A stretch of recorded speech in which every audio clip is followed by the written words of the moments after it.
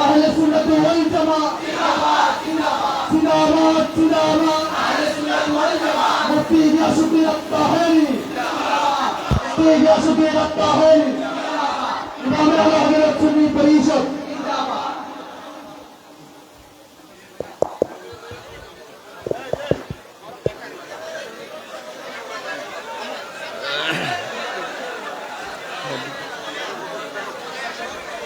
আমি আরেকটা অনুরোধ জানাচ্ছি, আমাদের স্টেজ ঝুঁকিপূর্ণ, আপনারা অযথা জায়গা বসে আছেন, দয়া করে সবিনয় অনুরোধ করছি। আমাদের স্টেজ বৃষ্টি পড়ার কারণে একটু ঝুঁকিপূর্ণ হয়ে গেছে, সবিনয় অনুরোধ করছি আপনারা কেউ একসাথে জমা হয়ে বসবেন না। ধন্যবাদ। আসসালামু আলাইকুম ওয়া রাহমাতুল্লাহি ওয়া বারাকাতুহু। الصلاة والسلام عليك سيدي يا رسول الله.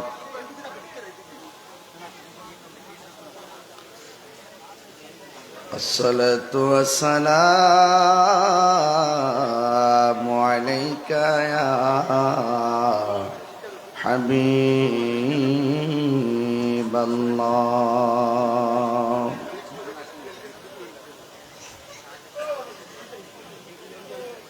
الصلاة والسلام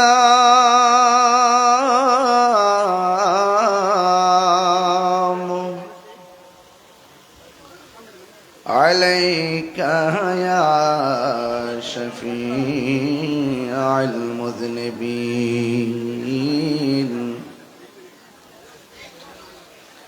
الصلاة والسلام عليك يا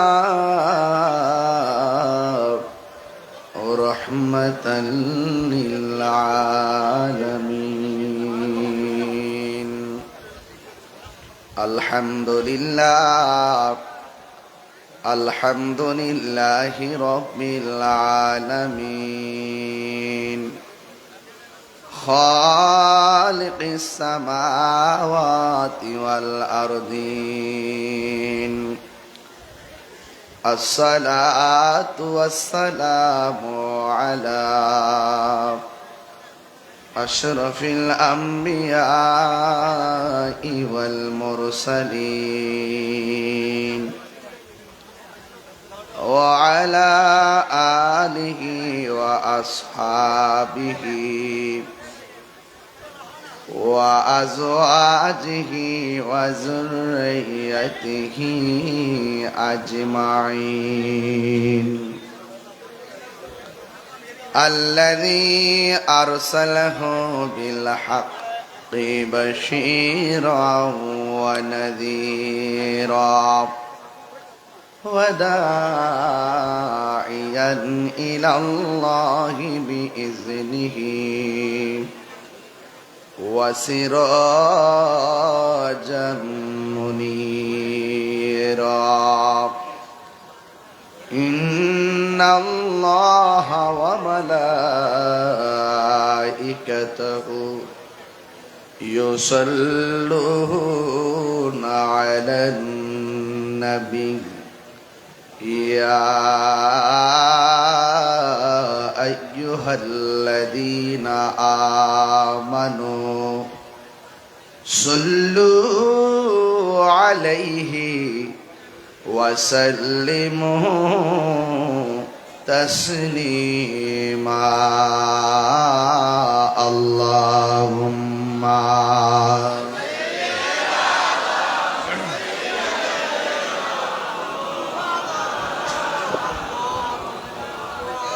وعلى آل سيدنا.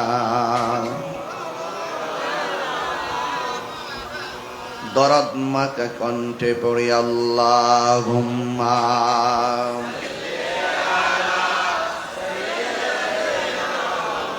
মাওলানা মুহাম্মদ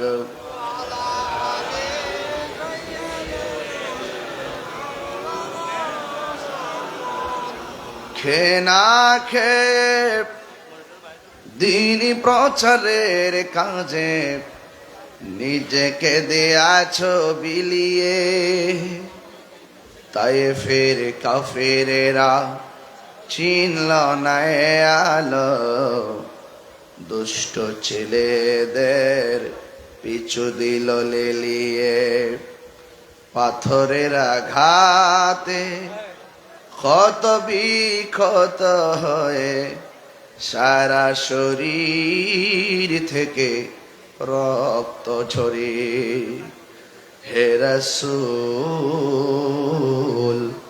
তোমাকে ভুলি আমি কেমন করে, হাজারো ব্যথা বেদনার পড়ে।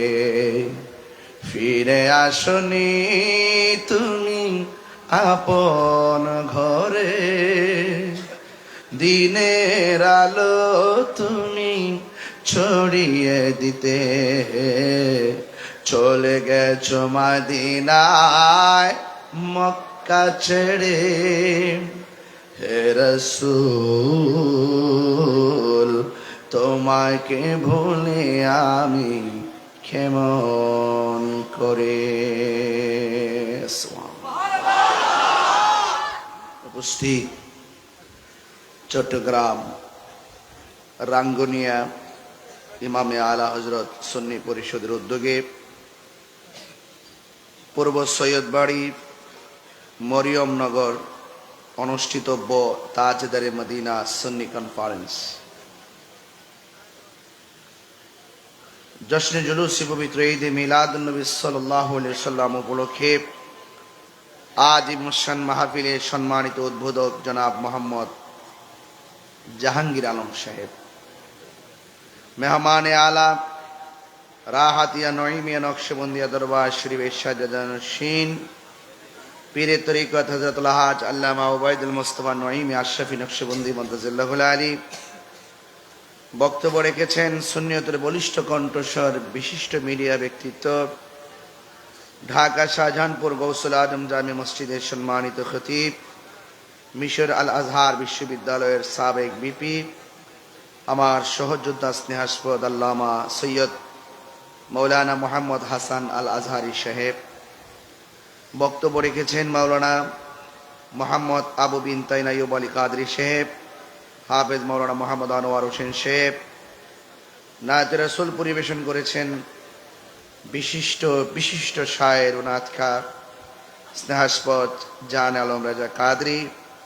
আজকের মাহফিলের সম্মানিত সভাপতি, পূর্ব সৈয়দবাড়ি শাহিজান মসজিদের সম্মানিত খতিব হযরত আল্লাহ মাওলানা মহিউদ্দিন নাসারি সাহেব। আর কিছুক্ষণ পূর্বে আপনারা স্ক্রিনে যার মূল্যবান বক্তব্য শুনেছেন, যিনি এই মাহফিলটার জন্য অনেক অধীর আগ্রহ আর এই সংগঠনের জন্য যিনি নিবেদিত প্রাণ হিসাবে তিনি দায়িত্বশীল হয়ে এই এলাকার যুবকদেরকে নিয়ে ইমামে আলা হযরত সুন্নি পরিষদ চালিয়ে যাচ্ছেন, ইমান আকিদা নৈতিকতা আর মানবিকতার ভিত্তিতে যিনি এই সংগঠনটিকে এগিয়ে নেওয়া, এই এলাকার সামাজিক ব্যবস্থার অবকাঠামোকে অনেক দূরে এগিয়ে নেওয়ার জন্যে খুব সুন্দর বক্তব্য রেখেছেন, যিনি অনিবার্য কারণবশত আজকে উপস্থিত হওয়ার কথা থাকলেও তিনি উপস্থিত হতে পারেননি, জনাব মোহাম্মদ শাহেদ আশরাফি সাহেব। আমি আমার পক্ষ থেকে প্রিয় ভাইজানকে ধন্যবাদ জানাই। এবং আজকে যারা আপনারা বৈরী আবহাওয়ার ভিতরে কাঁধে কাঁধ মিলিয়ে কেউ বসে আছেন, কেউ দাঁড়িয়ে আছেন, কেউ কাদাযুক্ত অবস্থায় দাঁড়িয়ে আছেন, আপনাদের সকলকে আমার পক্ষ থেকে অভিনন্দন জানিয়ে যে মহান রাব্বে করিম ইচ্ছে করলে মেঠো মেঠো বৃষ্টি, ঝিমঝিম রিমঝিম বৃষ্টি না দিয়েও মুষলধারে বৃষ্টি দিতে পারতেন। মুষলধারে বৃষ্টি না দিয়ে আমাদেরকে ওয়াজ শোনার মতো এই পর্যন্ত উপযোগী পরিবেশ করে রেখেছেন। সেই মহান রাব্বে করিমের শুকরিয়া কান আদায় করে একবার কণ্ঠটা উজাড় করে পড়ুন আলহামদুলিল্লাহ। লাখ কোটি দরুদ ও সালাম ওই নবীর নূরানি কদম মুবারকে, যিনি হায়াতুন নবী গায়বের খবর দেনে ওয়ালা আলাইহি ওয়াসাল্লামের উম্মত হিসাবে আল্লাহ পাক আমাদের সকলকে কবুল করেছেন। শুকরিয়াতান আবারও পড়ি আলহামদুলিল্লাহ। ইন্তেজামিয়া কমিটির পক্ষ থেকে আমাকে একটি বিষয় দেওয়া হয়েছে, এখানে উল্লেখ করা আছে। বিষয়টি হলো নারী ও পুরুষের পর্দা এবং কবর হাসর সম্পর্কে। বলুন, ইজ্জতের মালিক কে? যখন বাদ দেওয়া হয় স্রোতের গতি দ্বিগুণ বেড়ে যায়। তা আজকের এই রাঙ্গুনিয়ার মানুষ, আজকে আপনারা এই উপস্থিত হয়ে প্রমাণ করেছেন মরিয়মনগরের মানুষ সত্যিকার অর্থেই নবী বান্ধব মানুষ। তা আমাকে যে বিষয় দিয়েছেন, আপনারা হয়তো অনেক কষ্ট করে বসে আছেন, আমি আরো আগে আসতে পারতাম। আপনাদের যে রোড, এই রোডে যে এত সিএনজি চলে আমি ভাবছিলাম না। অনেক সিএনজি চলে, তো সিএনজিদেরকে মায়া করতে করতে করতে করতে আস্তে আস্তে আসতে হয়েছে। তো যাই হোক, আমাদের সকলকে শেষ পর্যন্ত বিরত থাকবেন, কারণ সামনে হাসর আছে। তাহলে কবর হাসরকে সামনে রেখে নারীর পর্দা, পুরুষের পর্দা, এই পর্দার আলোচনা খুব গুরুত্বপূর্ণ। নামাজ যেমন ফরজ, পর্দাও তেমন ফরজ। এদেরকে পর্দা করার আগে পুরুষদেরকে পর্দার কথা বলেছেন। এটা আমরা অনেক সময় বুঝি না। সাউন্ডটা একটু উঠাই দেন, সাউন্ডটা একটু তুলে দেন, আমি যেন দূর থেকে কথা বলতে পারি। একটু তুলে দেন, চিকন করে একটু সাউন্ডটা বাড়াই দেন। আল্লাহ কোরআন কারীমের মধ্যে নারীদেরকে পর্দার কথা বলার আগে পুরুষদেরকে পর্দার কথা বলেছেন। কুলিল মুমিনিনা ইয়াগুদ্দু মিন আবসারিহিম ওয়া ইয়াহফাজনা ফুরুজাহুম। আল্লাহ পাক বলছেন, ও বন্ধু আপনি বলে দিন, পুরুষ, মুমিন পুরুষ যেন তাদের চোখকে অবনত রাখে এবং নিজের ইজ্জতকে যেন হেফাজতে রাখে। সুবহানাল্লাহ বলবেন না? এরপরে দ্বিতীয় স্টেপে আল্লাহ বলছেন, ওয়াকুলিল মুমিনাতি ইয়াগুদ্দুনা মিন আবসারিহিন্না ওয়া ইয়াহফাজনা ফুরুজাহুন্না। আল্লাহ বলছেন, ও বন্ধু আপনি বলে দিন, মুমিন নারীদেরকে বলে দিন, তারা যেন পর্দা করে, তারা যেন সতীত্বকে রক্ষা করে, তারা যেন চোখকে অবনত রাখে। কেন?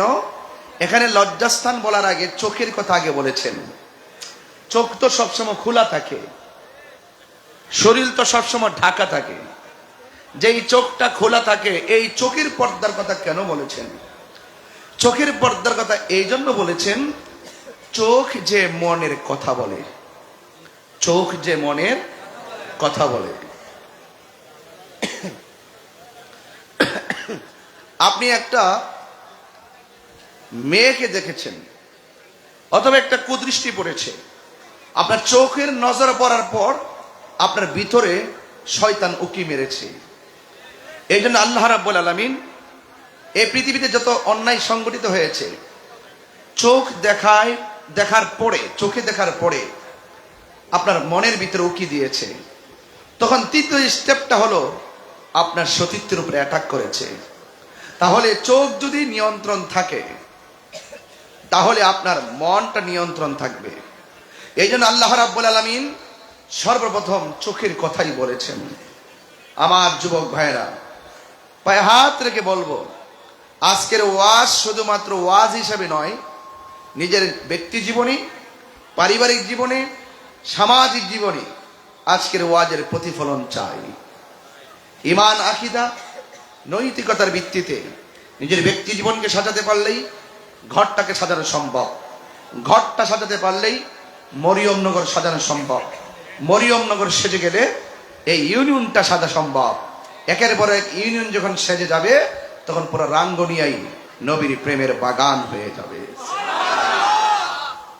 স্টেপ আছে, আগে নিজেকে চিনতে হবে। এখন পুরুষের কথা কেন আগে বলেছে সেটা একটা কথা। আর রিজালু কাওয়ামুনা আলান নিসা, পুরুষ হলো নারীদের পরিচালক। পুরুষ কি? পুরুষ হলো নারীদের পরিচালক। এই জন্য পুরুষকে অফকোর্স নারীদের প্রতি, সংসারের মেয়ের প্রতি, সংসারের পরিবারের প্রতি বড় দায়িত্ব রয়েছে। এই দায়িত্বগুলো যদি পুরুষ পালন করতে ব্যর্থ হয়, আপনারা বলুন, সেই পুরুষ, সে দায়িত্বশীল ব্যক্তি হিসাবে তার দায়িত্ব সম্পর্কে আল্লাহর কাছে জিজ্ঞাসিত হতে হবে, এতে কোনো সন্দেহ আছে? এই পৃথিবীতে সব মানুষ যার যার দায়িত্ব সম্পর্কে জিজ্ঞেস করা হবে। আপনি ভাবতেছেন যে আপনার মেয়েকে পর্দার কথা বলছেন না, আপনার মেয়ে যেভাবে খুশি সেভাবে চলছে, আপনি ভাববেন না যে আপনি বাবা হিসাবে বেঁচে যাবেন। এই মেয়ে আপনার বিরুদ্ধে হাসরের মাঠে দাঁড়াবে যে আমার বাবা আমাকে পর্দার কথা বলে নাই। এজন্য যার যার যে দায়িত্ব আছেন, দায়িত্বশীল ব্যক্তিগুলো প্রত্যেকের দায়িত্ব সম্পর্কে জিজ্ঞাসিত হবেন হাসরের ময়দানে। আপনি নামাজ পড়তেছেন, ফজর আজান হয়ে গেল, আপনি নিজে নিজে লাঠি বর করে মসজিদে চলে গেলেন, আর আপনার সন্তান সারা রাত মোবাইল দেখে দেখে ফজর আজানের পর ঘুমালো। আপনি ভাবতেছেন যে ছেলেটা সারা রাত সজাগ ঘুমাক, স্বাস্থ্যটা নষ্ট হয়ে যাবে উঠে গেলে। আপনি ভাববেন না যে আপনার সন্তান আপনাকে ছেড়ে দিবে। হাসরের মাঠে আপনার সন্তান আপনার বিরুদ্ধে নালিশ করবে যে আমার বাবা আমাকে বলে নাই। বুঝতে পেরেছেন? একটা সুন্দর নাম রেখেছেন, ভাবতেছেন যে যা মন চায় তাই নাম রেখে দেই। হাসরের মাঠে প্রত্যেক ডাক দেওয়া হবে তার সন্তানের নাম, বাবার নাম ধরে। এই এমুকের ছেলে এমুক, এমুকের ছেলে এমুক, এমুকের ছেলে এমুক। আপনার সন্তানের নামটা যদি কোরআন সুন্নাহর সঙ্গে সাংঘর্ষিক হয়, আপনার সন্তান আপনার বিরুদ্ধে অভিযোগ করবে। তো সেই জন্য আপনি, আমি, আমরা সবার দায়িত্ব আছে। বড় ভাই হিসাবে দায়িত্ব আছে ছোট ভাইকে ম্যানেজ করা, বাবা হিসাবে দায়িত্ব আছে সন্তানকে ম্যানেজ করা। তো আমরা যদি এই ইত্যাদি বিষয়গুলো যদি আমরা দিলে মনে প্রাণে আমরা যদি ধারণ করতে পারি, নিঃসন্দেহে মরিয়মনগর একটি আদর্শ গ্রাম হিসাবে প্রতিষ্ঠিত হবে। কথা বলেন ঠিক কিনা? আর ইমামে আলা হযরত যে সুন্নি যুব সংগঠন, এটা তো হলো একটা ইমানের একটা টাওয়ার। এই মাসলাকের উপরে ইমামে আলা হযরত আজিমুল বরকত হুজ্জতুল্লাহি ফিল আরদিন ইমামুল মুসলিমিন ইমাম আহমদ রেজা খান ফাজিল বেরলভী রহমাতুল্লাহি আলাইহি, তিনি শুধুমাত্র একজন আশিক রাসূল ছিলেন না। বাতিল যখন 12টা মৌলবী আইনে নবীর বিরুদ্ধে লেখনী শুরু করেছে, ঠিক ওই মুহূর্তে লেখার পরিবর্তে লেখা দিয়ে বাতিলদের সকল দলিলকে খণ্ডন করে সত্যিকার আহলুস সুন্নাত ওয়াল জামাতের নেম প্লেট যিনি আমাদের হাতে তুলে দিয়েছেন ১৫০০ কিতাব রচনার মাধ্যমে, তিনি হলেন আলা হযরত। তাহলে আপনারা অত্যন্ত যুগোপযোগী বিষয় দিয়েছেন। আমি একটু কথা বলছি, আপনারা নিজের একটু গোছায়া বসার জন্য, দাঁড়ানোর জন্য। নিচে কি বসার জায়গা আছে? কাদা নাকি? কাদা। যারা দাঁড়িয়ে আছেন আপনার নিচে কি কাদা? তাদের দাঁড়ানোর দরকার নেই। যাক, যতটুকু বসছেন আলহামদুলিল্লাহ। এবার একটু কষ্ট করে শোনেন কি করবেন। সবাই একটু জবান খুলে বলেন আলহামদুলিল্লাহ। আরো বড় করে বলেন আলহামদুলিল্লাহ। সব দুইটা বিষয় একত্র করে আমি একটা আয়াত পড়ব। এই আয়াতের ভিত্তিতেই আমাদের নিজের জীবনকে আধ্যাত্মিকভাবে সাজিয়ে তুলতে চাই। আল্লাহ কোরআনে বলছেন এভাবে, ইয়া আইয়ুহাল্লাযীনা আমানু দুখুলু ফিস-সিলমি কাফা। আল্লাহ রাব্বুল আলামিন বলেন, হে ঈমানদারগণ, উদখুলু, তোমরা প্রবেশ করো, ফিস-সিলমি, ইসলামের মধ্যে। আপনারা জবান খুলে বলেন শান্তির এই আওয়াজে মানি না, জোরে বলুন নাম কি? ইন্নাদ দীনা ইনদাল্লাহিল ইসলাম। আল্লাহর কাছে একমাত্র অ্যাকসেপ্টেবল রিলিজিয়ন হলো ইসলাম। ইসলাম হলো শান্তির নাম, ইসলাম হলো মানবতার নাম, ইসলাম হলো ভ্রাতৃত্বের নাম, ইসলাম হলো সাম্যের নাম, ইসলাম হলো একতার নাম। কথা বলেন ঠিক কিনা বলেন? যে ইসলাম আমরা ধারণ করি, ইসলাম শান্তির নাম, কিন্তু আমার দেশের মধ্যে ইসলাম ধর্মের নামে অনেক অধর্মের চর্চা আছে। এই অধর্মের চর্চা করা যাবে না। ইসলাম এমন একটা ধর্ম, যেই ধর্ম শুধুমাত্র মুসলমানদেরকে পালন করতে উৎসাহিত করে না, বরং মুসলমানদের ধর্মের বাইরে যারা হিন্দু আছে, আজকে তো আসার সময় দেখলাম চট্টগ্রামের মধ্যে হিন্দুদের অনুষ্ঠান হচ্ছে, মুসলমান রাস্তা দিয়ে আসা যাওয়া করতেছে, তাদের অনুষ্ঠান তারা করতেছে, আমাদের অনুষ্ঠান আমরা করতেছি। ইসলাম শুধুমাত্র মুসলমানদেরকেই দিন পালন করতে উৎসাহিত করে না, বরং ইসলামটা অন্যান্য ধর্মের নিরাপত্তা দেওয়ার জন্য উৎসাহিত করে। কথা বলেন ঠিক কিনা? 32টা দাঁতের ভিতরে জিহ্বাটা যেমন নিরাপদ, আমার দেশে অন্য ধর্মের মানুষগুলো আমাদের কাছে আর চাইতে বেশি নিরাপদ থাকা লাগবে। এই জন্য অন্যান্য ধর্মের মানুষদের উপর হস্তক্ষেপ করা যাবে না। ও যুবক ভাইরা, ইসলাম বড় শান্তির নাম। ইসলামে তো কঠিন নয়, ইসলাম অনেক সহজ। তাই তো আমার নবীর গাল মোবারকে এক ইহুদি থাপ্পড় দিয়েছিল, জুরি জুরি কি নাউজুবিল্লাহ বলা যাবে না। ওমর রাদিয়াল্লাহু তাআলা আনহু বলেন, ইয়া রাসূলুল্লাহ, আমার সামনে আপনাকে থাপ্পড় দিয়েছে, তার কল্লাটা আমি ফেলে দিব। আমার নবী বলে, ওমর উসকুত, চুপ করো, সবর সবর, ধৈর্য ধারণ করো। এ ওমর, একটু দাঁড়াও। আল্লাহর হাবিব ইহুদির সামনে গেল, তার হাত ধরলেন, ধরে বললেন, এ আল্লাহর বান্দা, তুমি যে আমার গালের মধ্যে থাপ্পড় দিয়েছো, তোমার হাতের মধ্যে কোনো ব্যথা পাইছনি?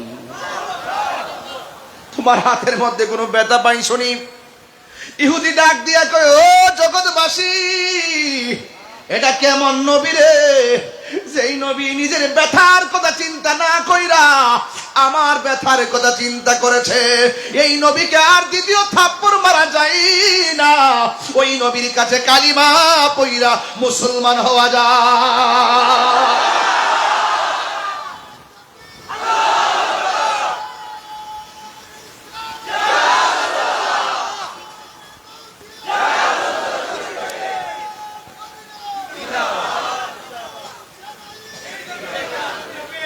এই জন্য আমার যুবক ভাইয়েরা, ইসলাম প্রতিশোধের নাম নয়, ইসলাম ক্ষমা করে দেওয়ার নাম।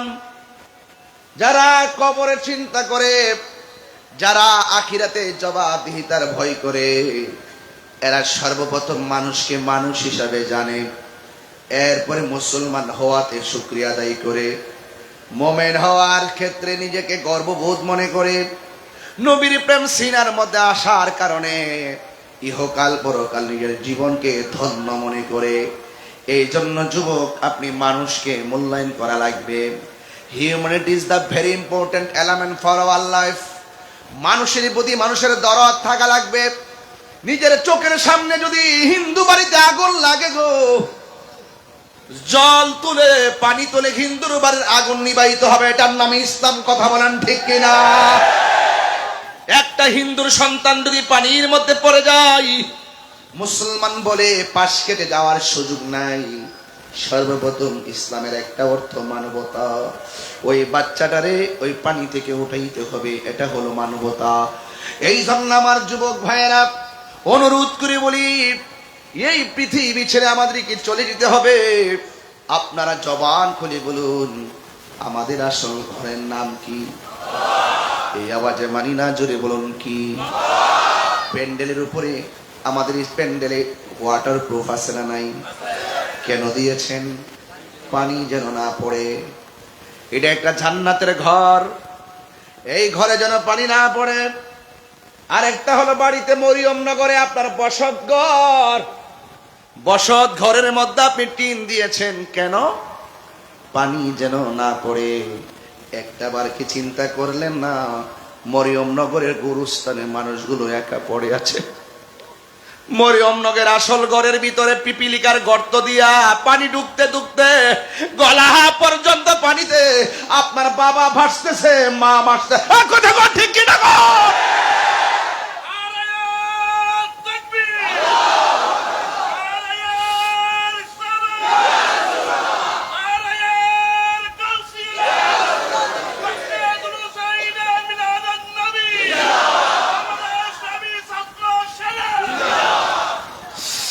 একটা বার খেয়াল করে দেখেন, আপনার মা কবরে পড়ে আছে।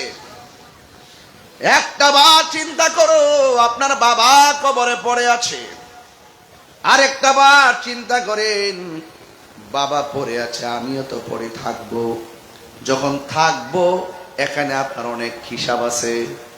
গেছে তো গেছে, আসে দিনটা বড় ভয়ঙ্কর। যারা চলে গেছে রবের কাছে, ঠিক কিনা বলেন? আল্লাহ রাব্বুল আলামিন বলেন, কাইফা তাকফুরুনা বিল্লাহি ওয়া কুনতুম আমওয়াতান ফাআহইয়াকুম সুম্মা ইউমীতুকুম সুম্মা ইউহয়ীকুম সুম্মা ইলাইহি তুরজাউন। আল্লাহ বলে, বান্দারে, ও বান্দা, তোমরা কেমন করে আমি আল্লাহকে অস্বীকার করছো? আমি আল্লাহ তোমাকে নির্জীব জীবনের ভিতরে সজীব করেছি। আমি আল্লাহ তোমাকে প্রাণ দিয়ে নিথর দেহকে আমি আলোকিত করেছি, ঠিক কিনা বলেন বাবা? আমি আল্লাহ তোমাদের নির্জীব দেহটাকে সজীব করেছি, নিষ্প্রাণ দেহটাকে আমি আল্লাহ প্রাণ দিয়ে সঞ্চার করেছি। যার ইচ্ছা আমার আল্লাহ সম্মান দিয়ে দিছে। আমার মতন একটা লোক, এত মূর্খ একটা মানুষ, এত মুরব্বী, এত আলেমদের সামনে চেয়ারে বসার মতো যোগ্যতা আমার নাই। আল্লাহকে আমি আল্লাহ যখন চাই তখন হয়ে যায়। আল্লাহ যখন চায় তখন হয়ে যায়। এ যুবক আবু জাহেলের মারতে যাইয়া বড় কামান ব্যবহার করে না, ছোট্ট দুইটা বাচ্চা আবু জাহেলরে শেষ করে দিছে।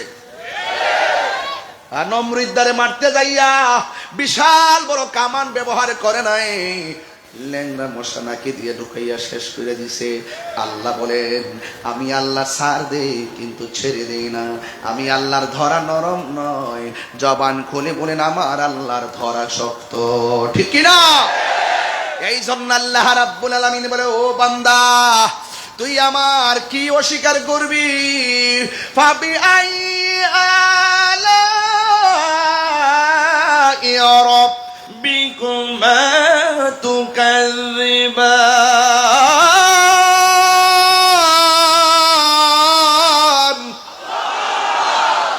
আল্লাহ বলে, বান্দা রে, তুই আমার কোন কোন নিয়ামতকে অস্বীকার করবি? তুই ছিলি মুর্দা, আমি আল্লাহ তোরে জীবন দিলাম। জীবন দেওয়ার পরে আমি তাহিরি বক্তা হয়ে গেলাম। জীবন দেওয়ার পরে কেউ চেয়ারম্যান হয়ে গেল। জীবন দেওয়ার পরে কেউ এমপি হয়ে গেল। জীবন দেওয়ার পরে কেউ টিনের ঘরের মালিক হয়ে গেল। আল্লাহ কয়, ও বান্দারি, তিনবার কোন আল্লাহু আকবার।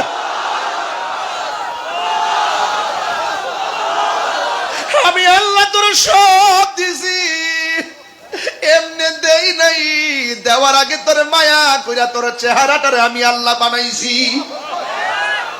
আমি আল্লাহ তোর মালের মালিক বানাইবার আগে, আমি আল্লাহ তোরে ধনের মালিক বানাইবার আগে, আমি আল্লাহ তোরে পদের মালিক বানাইবার আগে গো, আমি আল্লাহ নিজের হাত দিয়া তোর চেহারাটারে বানাইছি।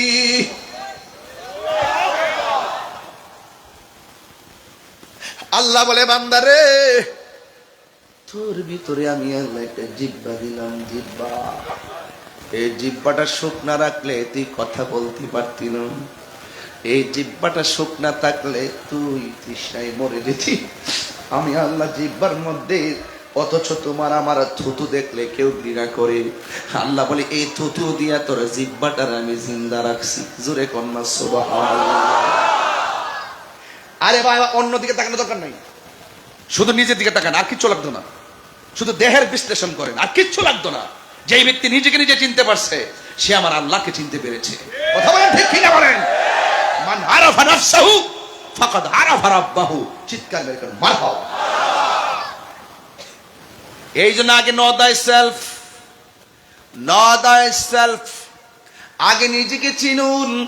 কোথায় ছিলাম, কোথায় আসছি, আবার কোথায় যাব? বলেন তো দেখি। প্রথম ছিলাম আল্লাহর কুদরতের উপরে, এরপরে বাবা এবং মায়ের মাধ্যমে দুনিয়াতে আসলাম। এরপরে আমরা একটা জায়গায় চলে যাব, যে জায়গাটা হলো আখিরাতের প্রথম মঞ্জিল। ওই জায়গার নাম হলো কবর। আল্লাহ কয়, বান্দারে, আমি আল্লাহ তোরে সব দিয়েছি, তুই একটু বাহাদুরি করস। বালক যখন ঘুড়িটারে আকাশের মধ্যে উড়াইয়া দেয়, আপনাদের এলাকায় কি বলে? ঘুড়ি নাকি? বালক যখন ঘুড়িটারে আকাশে উড়াইয়া দেখো, বাতাসের তালে তালে ঘুড়িটা ডানে যায় বামে যায়। বালক যখন নাটার মধ্যে বেলুনের মধ্যে সুতাটারে বাঁধে, আস্তে আস্তে বড়তে থাকে, তখন ঘুড়িটা আস্তে আস্তে বালকের কাছে আসতে থাকে। আল্লাহ আমাদেরকে ঘুড়ির মতো উড়াইয়া দিছে গো। রাস্তা হলো দুইটা, একটা হলো ভালো রাস্তা আর একটা হলো মন্দ রাস্তা। দুইটা রাস্তা বোঝার জন্য আল্লাহ আপনার একটা বিবেক দিয়েছেন। এই জন্য দেখবেন সিএনজির পিছনে লেখা থাকে বিবেক হলো সবচেয়ে বড় আদালত। কেন লেখা থাকে জানেননি? সিএনজিটা হলো ছোট, পেছনে আবার লেখা থাকে আমি ছোট, আমাকে মারবেন না। যদি বিবেক থাকে ট্রাকওয়ালা ছোট সিএনজিতে ধাক্কা দিবে না। কথা কোন ঠিক না? এই সমাজের ভিতরে অনেক গরিব মানুষ আছে না না? আরে আল্লাহ তোমার সম্পদ দিছে গরিবের বুকে লাথি দেওয়ার জন্য না। আল্লাহ তোমাকে সম্পদ দিছে বড়াই করার জন্য না। আল্লাহ বলে আমি সম্পদ দিয়া তোরে পরীক্ষা করি। ঠিক কি না বলে? এই পরীক্ষা হলো, দুনিয়াটা হলো পরীক্ষার জায়গা। আল্লাহ বলে বান্দারে, ও বান্দা, তোই আমি আল্লাহ সম্পদ দিলাম, বাড়ি দিলাম, গাড়ি দিলাম, সব দিলাম। এরপরে নিজের মধ্যে একটা ভাব হয়েছে। তাহিরি হুজুরে রিসিপশন করছে, একটা ভাব আসছে। আমার হাতে দুইটা রিসিপশন করে স্লোগান দিয়ে আমার ডাক্কে ডেকে স্লোগান দিয়ে আনছে। আমার মাঝে একটা ভাব আসছে। একমাত্র চেয়ার টাইম না আমার স্টেজে দিয়া দিছে। আমার একটা ভাব আসছে। আল্লাহ কয় সব ভাব একটা থাবা মাইরা আমি কাইরা নিয়ে যাবো। ওই থাবার নাম হলো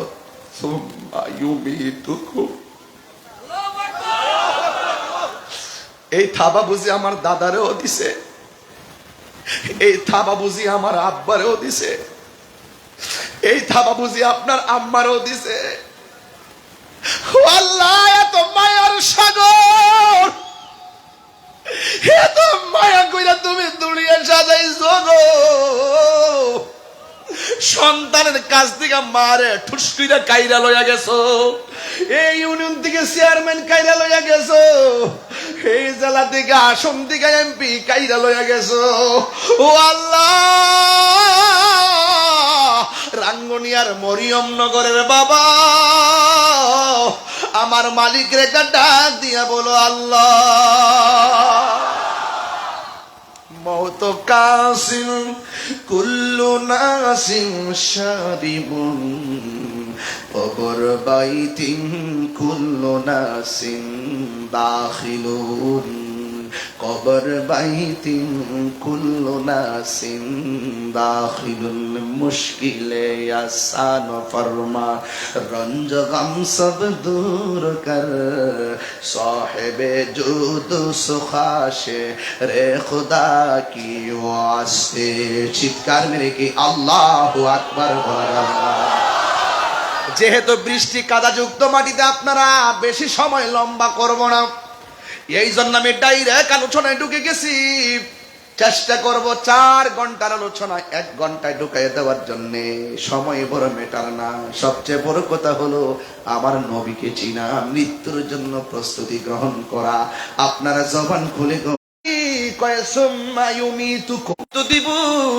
মরণ দেওয়ার পরে মরিয়ম নগরের মাইক দিয়ে এলান হবে একটি সুখ সংবাদ। মরিয়ম নগরের আব্দুল মালিক মিয়া বিকাল 4 ঘটিকায় না ফেরার দেশে চলে গেছে। এই খবর আপনার কানে আসার সাথে সাথে আপনি বলেন ইন্না লিল্লাহি ওয়া ইন্না ইলাইহি রাজিউন। একটা বার খেয়াল করে দেখেন না, এই মরিয়ম নগরের মসজিদে কত মানুষের মরণের এলান বেজেছে, কিন্তু আপনার এলানটা যে বাঁচবে খেয়াল আসেনি।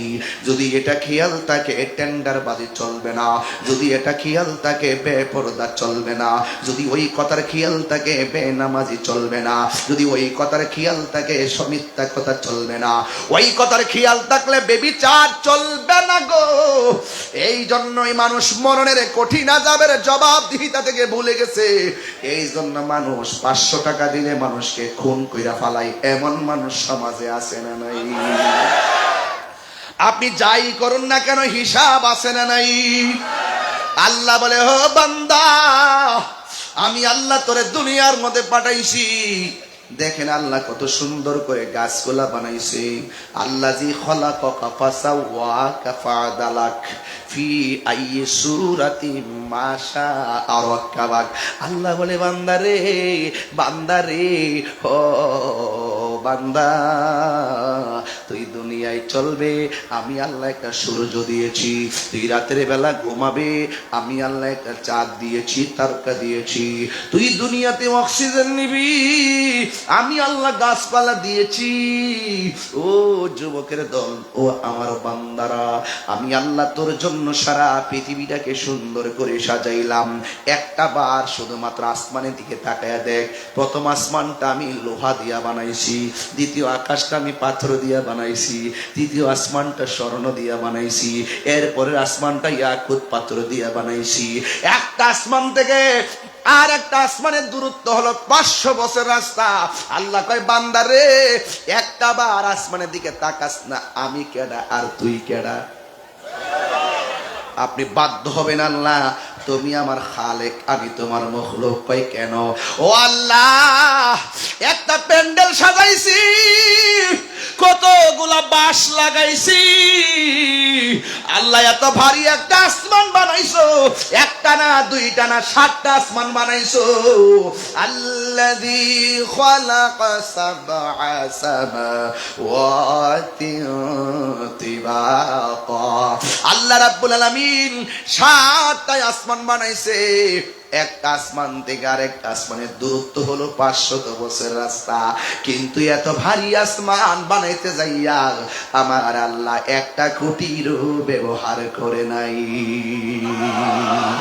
মেহেরবান তুমি, মেহেরবান, মেহেরবান। সাউন্ড কম দেন না। মেহেরবান। কষ্ট হচ্ছে আপনাদের? আমার ওয়াজ কি কোনো বেলাইনে করতেছি? আপনি বলেন তো, সমাজে এই ওয়াজগুলো দরকার আছে কিনা একটু? তা আল্লাহ এত মায়া করছে কি বাবা? আজকে কি একটা তুফান হইতে পারতো না? আজকে কি একটা মুষলধারে ঢল হইতে পারতো না? এই বান্দা, এই কমিটির পোলাপাইন সেজদা দিয়ে পড়ে থাকলো, আল্লাহ থেকে তো মেহেরবান, তার শুকরিয়া আদায় হবে না। কথা বলেন ঠিক কিনা? যে গরম ছিল, একটু হালকা ঠান্ডা দিয়ে আমাদেরকে উপযোগী করে দিয়েছেন। আল্লাহ শুধু পরীক্ষা করেন, শুধু পরীক্ষা করেন। বলেন না, মেহেরবান তুমি, মেহেরবান, মেহেরবান তুমি, মেহেরবান। একটু ইকো দেন, সাউন্ডটা বাড়াই দেন। মেহেরবান তুমি, মেহেরবান, মেহেরবান তুমি, মেহেরবান। আমি পাপী গুনাহগার, তুমি ছাড়া কে আছে আর? ক্ষমা করো ও গো প্রভু, তাওবা করি বারে বার। ইয়া রাহিমু, ইয়া কারিমু, মেহেরবান, ইয়া রহিমু, ইয়া কারিমু, মেহেরবান, মেহেরবান, মেহেরবান তুমি, মেহেরবান, মেহেরবান তুমি, মেহেরবান, মেহেরবান।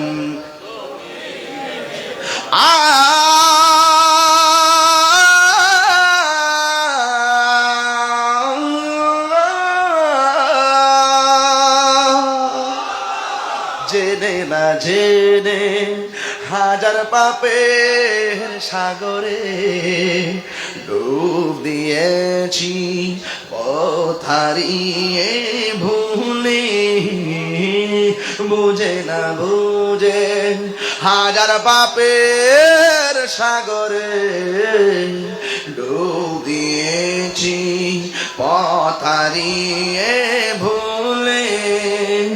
নিজের প্রতি নিজের সকাল বিকাল সাজে, নিজের প্রতি নিজের সকাল বিকাল সাজে জুলুম করেছি বারে বার। ইয়া রাহিমু,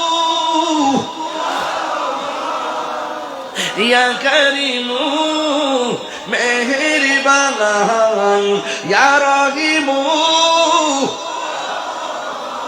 ইয়া কারিমু মেহেরবান পহর সমান পাপের বোঝা মাথায় নিয়ে চলতে পারি না, ক্ষমা করো রহম দিয়ে।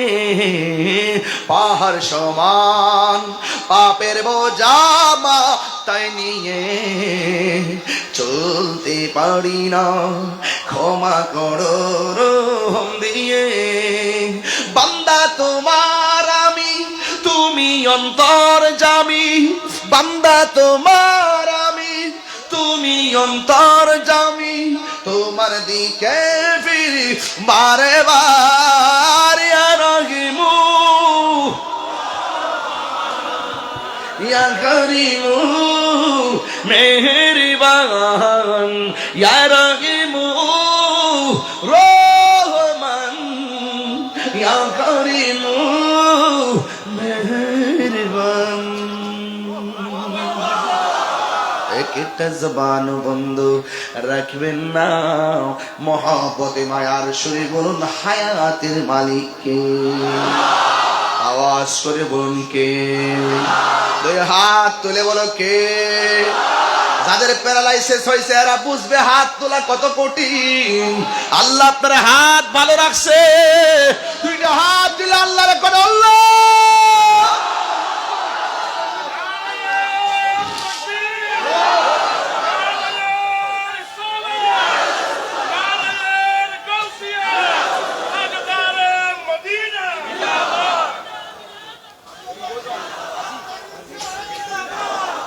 আল্লাহু আকবার বলুন।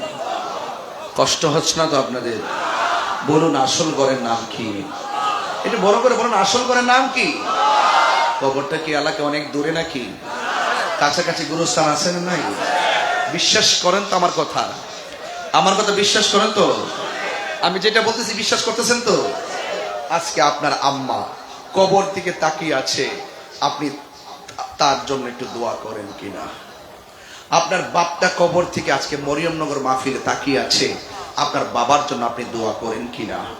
স্ত্রীটা তাকিয়ে আছে আজকে মরিয়মনগর মাহফিলে, আমার স্বামী আমার জন্য দোয়া করে কিনা? আজকে আমরা যতটুকু খুশি এর চাইতে বেশি খুশি হলো কবরবাসী।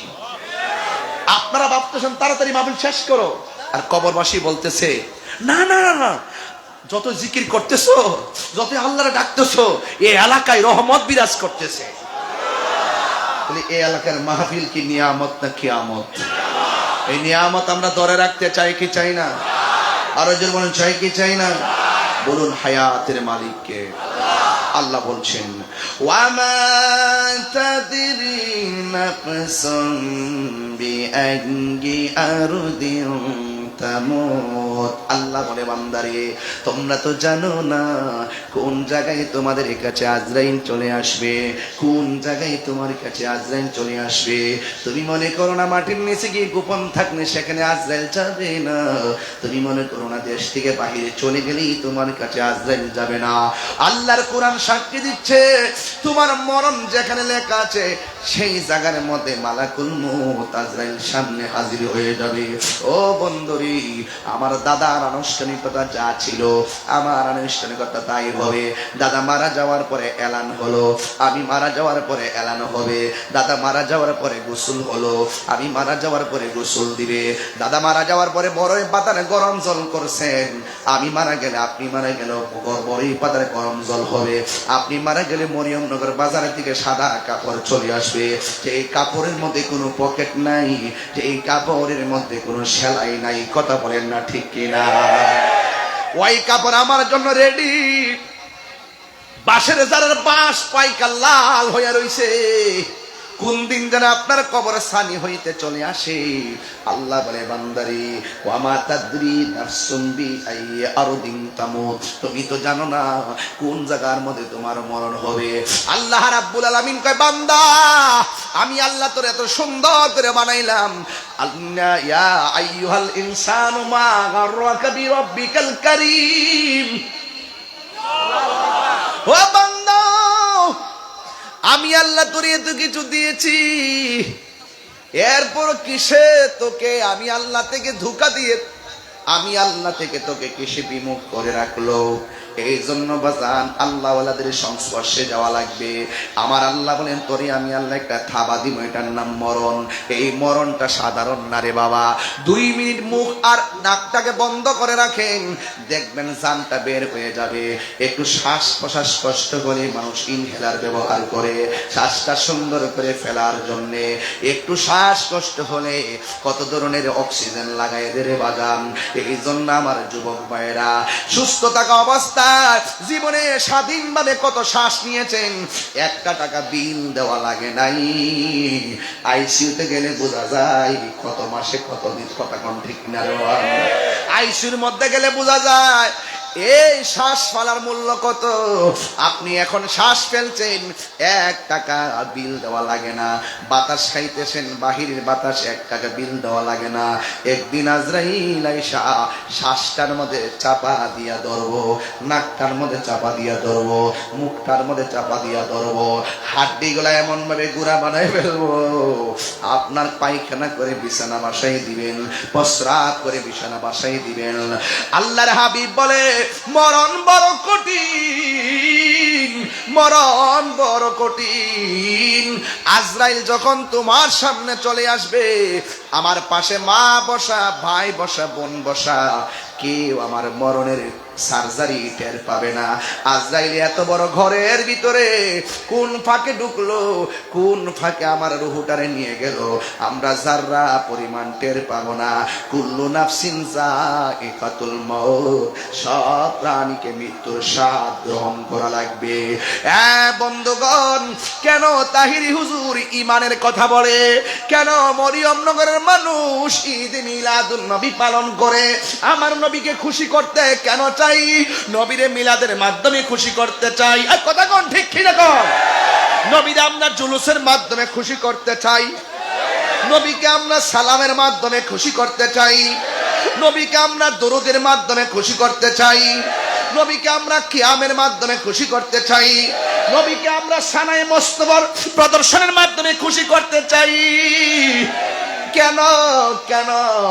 আমার নবী বলে উম্মত আজরাইল যখন আসবে ওই সময়ের ভিতরে আমার নবীর দিদার যদি নসিব হইয়া যায়, সুবহানাল্লাহ, নবীর দিদার যদি নসিব হইয়া যায়, এমন নসিব আমরা রইবনি, এমন নসিব রাঙ্গনিয়ার বাবাদের রইবনি গো ইয়া রাসূলুল্লাহ। যারা আপনার মহব্বতে কাদাযুক্ত মাটির মধ্যে দাঁড়ায় রইছে, আমরা কিছুই চাই না, একটা বার আপনার দিদার চাই। বয়সে না পাইলে আপত্তি করি না, যৌবন বয়সে না, কথা দেন গো নবী, মরণের কালে আপনার দিদার নসিব হইব। কতদিন আল্লাহ মরণের কতদিন বাকি। আজকে মরণ আসতে পারে কি পারে না? আর আজরাইলা শিয়া যখন হস্তে দিবা দরি, আজরাইলা শিয়া যখন হস্তে দিবা দরি, তখন আমার মনা ভাই করবা লোকালোকি আমি জানিলাম না গো।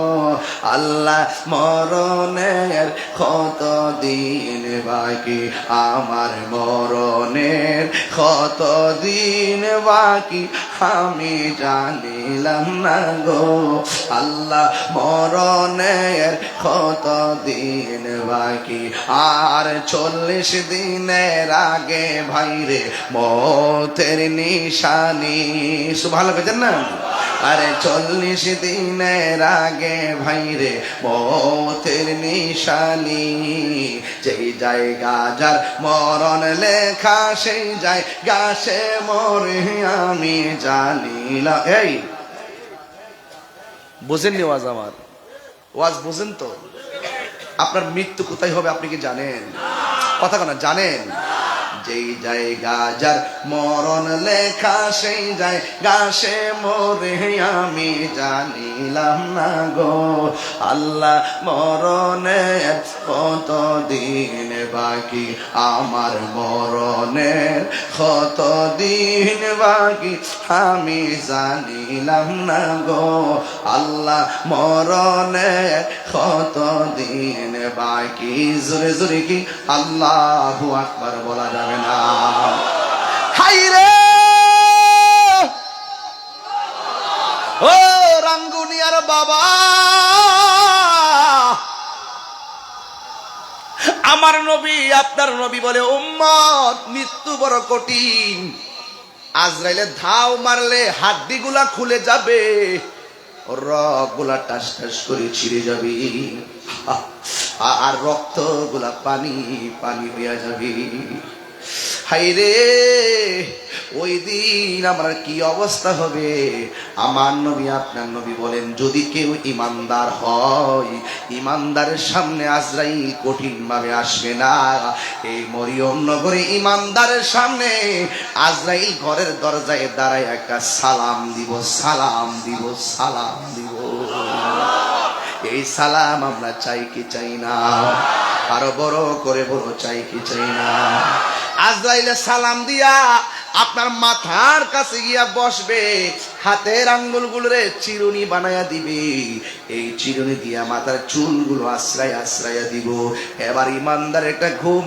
ঘুম ভাব আসবে এবার আজরাইলে কানের কাছে মুখটা লাগায় কইব আল্লাহর বান্দা আমি এসেছি তোমার রূহটা এখন নিয়ে যাব ইমানদার বলবে আর দেরি কইরো না গো তাড়াতাড়ি লইয়া যাও আমার আল্লাহ এবং নবীর সঙ্গে দিদারের জন্য মনটা পাগল পাগল হইয়া রইছে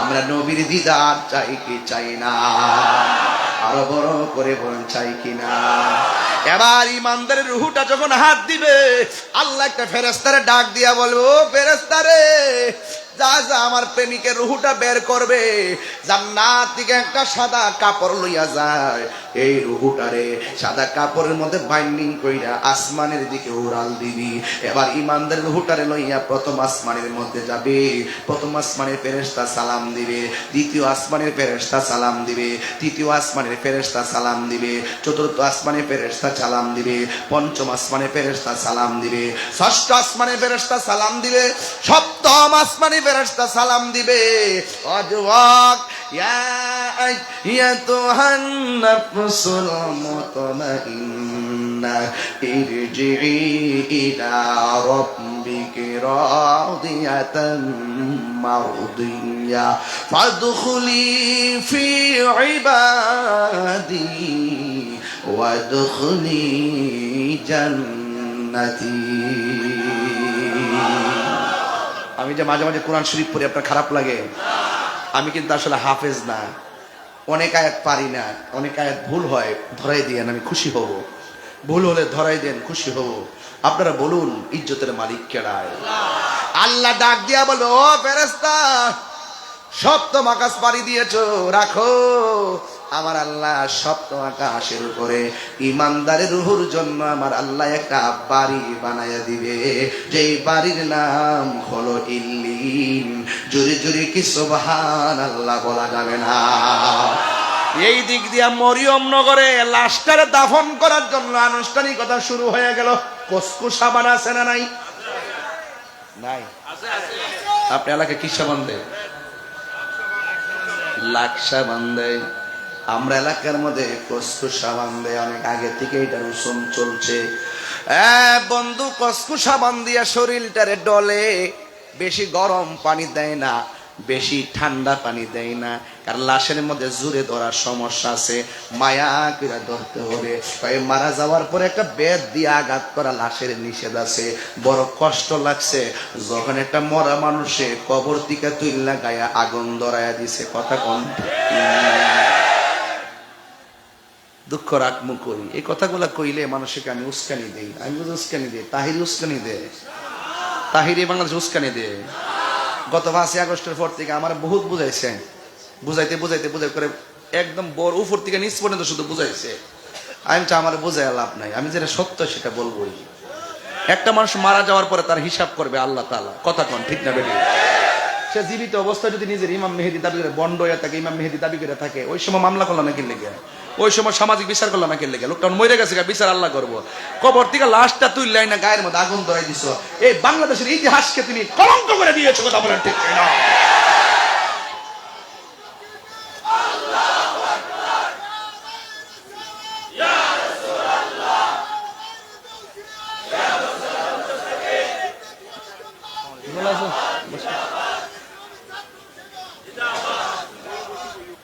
আলহামদুলিল্লাহ, এখন আমরা ভালো আছি, ঠিক কিনা? আমরা সুন্নিরা কি দুই না এক? আর কি দুই আছে? সত্যি করে দুই আছে? পীরে পীরে ভাগ আছে, সুন্নি সুন্নি ভাগ আছে। এবার আমরা এক, যেদিকে যামু কেন্দ্রীয় নির্দেশে একদিকে যামু, যারে দিমু একসাথে দিমু। রাজনীতি করি আর না করি, একটা ভোটের মালিক তো আছি, কথা বলেন ঠিক কিনা বলেন?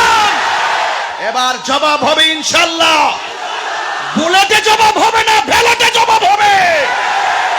তুমি কে আমি কে, তুমি কে আমি কে, নীরব না বিপ্লব, নীরব না বিপ্লব, মাসলকে আলা হযরত। আল্লাহু আকবার জোরে বলেন।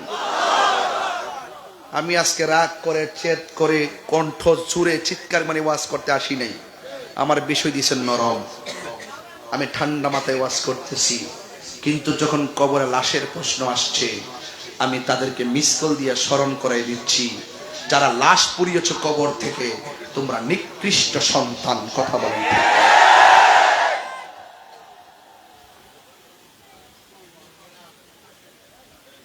শুধু আমরাই প্রতিবাদ করলাম আর অন্যান্য মৌলবীরা প্রতিবাদ করে না। It's must to be regretted. বড়ই পরিতাপের বিষয়। হক কথা তিক্ত হলে বলতে হবে, হক কথা তিতা হলে বলতে হবে। আল হক মুররুন, সত্য তিক্ত হলে বলতে হবে। আমার কবরে এমপি সাহেব যাবে না, আমার কবরে মন্ত্রী সাহেব যাবে না, আমার কবরে চেয়ারম্যান সাহেব যাবে না, আমার কবরে কোনো নেতা যাবে না। আবাশশিরিল্লাযিনা আমানু ওয়া আমিলুস সালিহাতি আন্না লাহুম জান্নাতিন তাজরি মিন তাহতিহাল আনহার। আমার ঈমান, আমার আমল আমার সাথে যদি থাকে, এই পৃথিবীর কেউ লাগবে না। রাসূল বলেন, তোর কবরে আমি রাসূল সশরীরে হাজির হয়ে যাব।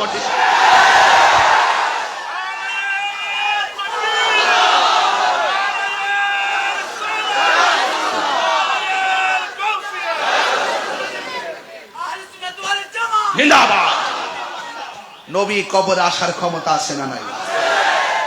বাবা এই রাঙ্গুনিয়ার মানুষ, দলিলের বাইরে বলছি, সত্যি করে বলেন, মাথায় কি আছে?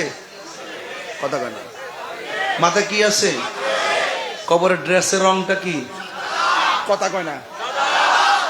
পকেট আছে? সেলাই আছে? পুরুষের কয়টা? ছয়টা, তিনটা, তিনটা মাথা। কয়টা? পুরুষের কয়টা? মহিলারা কয়টা? পাঁচটা। কিনলে গিয়া কেরে দুই রকম কেন? লাল কাপড় হলুদ কাপড় থাকা অবস্থায় সাদা কাপড় কেন? কত গাছের পাতা আছে, বড়ই পাতা কেন? এটা মৌলবীরা কয়, জানলে না কইতো। এরা জানে ডলার খাইতো, ডলার ডলার পাইলে সব বইলা জায়গা, সব কথা বলা বন্ধ হয়ে জায়গা। ওখানে কি উচিত কথা কয় না, কথা কন ঠিক না বেটি? এই জন্য পরিষ্কার কথা, সুন্নিরা আগে যেমন ছিল এখনো তেমনই আছে, ভবিষ্যতে তেমনই থাকবে। সুন্নিরা মরে যাবে, মরার আগ পর্যন্ত হকের পথে লড়ে যাবে, কথা বলেন ঠিক না বেটি? আমি কাউকে আঘাত করা আমার উদ্দেশ্য নয়, আমি শুধু বলতে চাই, একদিন মরে যেতে হারিয়ে যাব, একদিন আমি রবনায় ভুবন চিরদিন। সুবহানাল্লাহ। কয় না? ক্ষমা করে দিও তোমরা আমায়, বলো তোমরা আমায়, ভুল করে থাকি যদি কোনো দিন হারিয়ে যাব, আর বনায় ভুবন চিরদিন। বাঁশ বাগান আছে আপনাদের এলাকায়? বাবা জান বাঁশ যার আছে, বাঁশে বাগানে বা গুরুস্থানে হয়তো দিবে মোরে খবর। একটু হাত দিল না। বাঁশে বাগানে বা গুরুস্থানে হয়তো দিবে মোরে খবর। তোমরা আমায় যাবে ভুলে, রাখিবে না জানি কোনো খবর। পড়বে কি মনে আমার কথা, ফেলবে কি অস্ত্র কোনো দিন হারিয়ে যাব। রব নাই ভুবন চিরদিন, বলো হারিয়ে যাব একদিন। রব নাই ভুবন চিরদিন, ক্ষমা করে দিও তোমরা আমায়, বলো ক্ষমা করে দিও তোমরা আমায়। ভুল করে থাকে যদি কোনো দিন, হারিয়ে যাব একদিন আমি। রব নাই ভুবন চিরদিন। জোরে জোরে কি আল্লাহু আকবার বলা যাবে না? কবরের মধ্যে প্রশ্ন করা হবে কয়টা? কথা কন না কেন বাবা? কয়টা করা হবে কবরে? প্রশ্ন কয়টা? এক নম্বর প্রশ্ন কে সম্পর্কে? এক নম্বর প্রশ্ন কে সম্পর্কে? আল্লাহ কি দুইজন না একজন? আমরা কি মাজারে গিয়ে সাজদা করি? আল্লাহ তাআলা কাহার কাছে মাথা নত করি? তাইলে আজকে যারা আমাদেরকে মাজার পূজারি বলে, এরা আমাদের উপরে গায়ে পইরা টেক দেয়, গায়ে পইরা ঝগড়া করে, গায়ে পইরা অপবাদ দেয়। দেখছেন না কিছু কিছু ফেসবুকের আছে গুজব ছড়াই আমাদের মান সম্মান ক্ষুণ্ণ করার জন্য। ওরা নিজের থেকে বানায়া আমরার উপরে মিথ্যা অপবাদ দেয়। এমন লোক সমাজে আছে না নাই? তাইলে মার রব্বুক, আমাদের রবকে। ওয়া ইলাহুকুম ইলাহু ওয়াহিদুন লা ইলাহা ইল্লা হুয়ার রহমানুর রহিম। মার রব্বুকা, মার রব্বুকুম। কন্যা আপনাদের রবকে? জমাত কবর তো সিঙ্গেল, এই জন্য কার কি, এই জন্য আমি কুম কইলাম মার রব্বুকুম। তোমার রবকে? আরো জোরে, রবকে। ওয়ামা দিনুকা, ওয়ামা দিনুকা। ওয়াদের শুরুতে ইসলাম বলছিলাম কিনা? আরে বলছিলাম কিনা? তো কবরে সেই জিজ্ঞাসা আছে না নাই? তাহলে দুনিয়ায় থাকা অবস্থায় রবকে চিনতে হবে। Allah is our almighty and creator. আল্লাহ আমাদের সৃষ্টিকর্তা, আল্লাহ আমাদের সর্বশক্তিমান। He is the first, last, open, secret, ওয়াল আউয়াল, ওয়াল আখির, ওয়াল যাহির, ওয়াল বাতিন। চিৎকার মেরে করে মারহাবা। আমার রবকে চিনতে হবে, চিনে সেজদা দিতে হবে। কথা বলেন ঠিক কিনা বলেন? না চিনে সেজদা দেওয়া যাবে না। আমার দেশে কিছু নামাজি আছে, দেখবেন কপালে দাগ আছে। আছে কিনা বাবা? এই তো নামাজ পড়লাম বাবা, কপালে দাগ ফেলতে পারলাম না, ঘষাইতেও পারলাম না, দাগও ফেলতে পারলাম না। হায় হায় কবরে।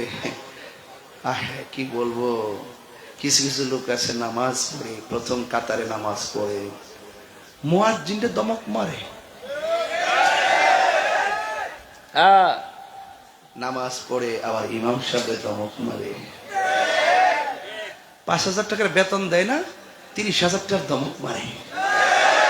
অথচ মুয়াজ্জিনের চেহারাটা হাসরের মাঠে সবার মাথার উপরে নূরে চমকাবে। আসসালাতু খায়রুম মিনান নাওম।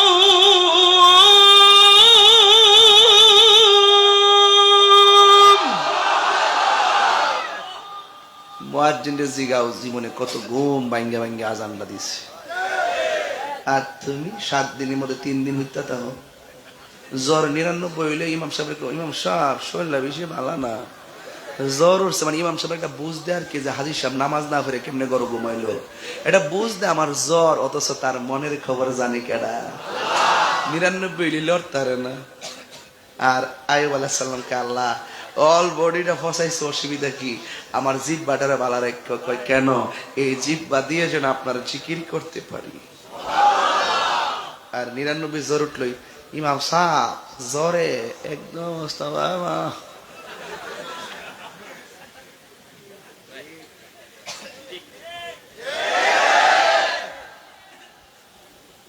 জ্বর উঠছে, আবার জ্বরটা যখন ভালো হয়ে যায় তখন ইমাম সাহেব যে আবার পাটলো, ফ্যানটা মুছেন না কিনলে গিয়া কি করেন আপনারা? চাকরি বাকরি করেন, মসজিদে ময়লা কেন? ভাগ্য ভালো রে, আমার সামনে কেউ কনা। আমি যতদিন ছিলাম বাঘের মতন ছিলাম, কেউ আমার সামনে মাতবরি করার সুযোগ পাইছে না। যদি আমারে বলতে পারলাম যে এই যে এইদিকে দয়া করে আপনি মুছে দেন, কারণ ইমাম হলো সমাজের বাদশা, ইমাম হলো সমাজের আমির, ইমাম হলো সমাজের সবচেয়ে বড় নেতা। ইমাম সাহেব পেটের দায়ে ইমামতি করে না। যে ইমামটা 8,000 টাকা বেতন পায়, সে যদি সিএনজি চালায় মাসে 30,000 টাকা রুজি করতে পারবে। কথা বলতে সে মসজিদের মেহরাব পাহারা দেওয়ার জন্য নামাজের ইমামতির পথ বেছে নিয়েছে। কথা বলেন ঠিক না বেটা? ইমামের সামনে দমক মারে, 60 টাকার বেতন দে 30 টাকার দমক মারে। আবার খবর নিয়ে দেখলাম তাই না, সুদখোর নাম্বার 1। এখন তো কোনো মৌলবীরা সুদের ওয়াজ করে না, এখন সব আল্লাহর ওলি নীরবে নীরবে আছে, কোন রকম জান্ডা বাসে এটা আছে। একজনে স্টেজে বইলি তো তাফসিরে ইন্ডিয়া, তাফসিরে পাকিস্তান, স্টেজে বইলি তাফসিরে আমেরিকা, তাফসিরে পিয়ার পদ্ধতি, কত যে নাডিঙ্গি ডুডিঙ্গি চলতেছে। দীর্ঘদিন পরে হলো এখন জাতি বুঝতে পেরেছে এই দেশে একমাত্র চরিত্র ফিয়ার কিয়ার একমাত্র দল আহলুস সুন্নাত ওয়াল জামাত।